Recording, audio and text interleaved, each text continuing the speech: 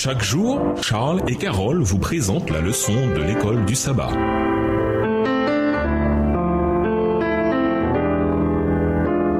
Bienvenue dans votre émission Dieu nous parle. Nous voilà à la leçon de vendredi. Pour aller plus loin, nous vous invitons à lire dans le livre La tragédie des siècles, le chapitre Un réformateur américain, livre écrit par Ellen G. White. Pasteurs et fidèles alléguaient que les livres de Daniel et de l'Apocalypse étaient mystérieux et impénétrables. Ils oubliaient que Jésus, invitant ses disciples à étudier le livre de Daniel pour s'instruire des événements relatifs à leur temps, leur adressait cette exhortation. Que le lecteur comprenne. Matthieu 24, verset 15, version Nouvelle Bible seconde. Quant à l'affirmation que l'Apocalypse est un mystère insondable, elle est contredite par le titre même du livre, Révélation de Jésus-Christ, que Dieu lui a donné pour montrer à ses serviteurs les choses qui doivent arriver bientôt. Heureux celui qui lit et ceux qui entendent les paroles de la prophétie et qui gardent les choses qui y sont écrites, car le temps est proche. Apocalypse 1, les versets 1 et 3. En présence des affirmations qui précèdent, comment des hommes osent-ils prétendre que l'Apocalypse est un mystère au-dessus de la portée de l'intelligence humaine? C'est un mystère, oui, mais un mystère dévoilé. C'est un livre ouvert. L'étude de l'Apocalypse attire l'attention sur les prophéties de Daniel. Dans ces deux livres, Dieu donne à ses enfants des renseignements très importants touchant les événements qui doivent se produire à la fin de l'histoire du monde. L'Apocalypse de l'apôtre Jean est la révélation de scènes d'un intérêt palpitant pour l'Église.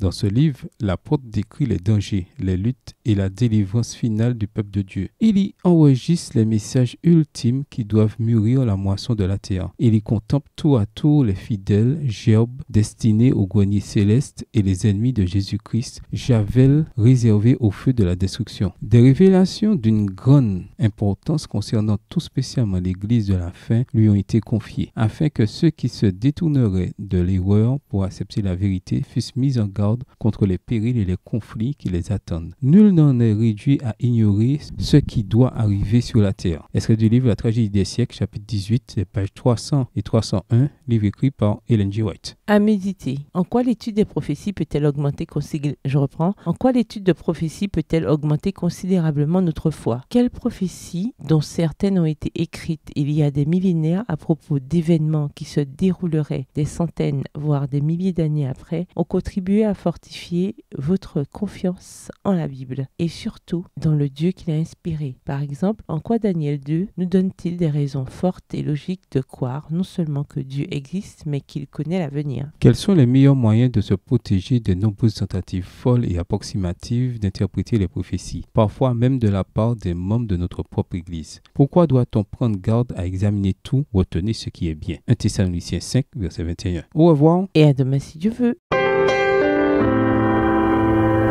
Dieu nous parle. Chaque jour, Charles et Carole vous présentent la leçon de l'école du sabbat.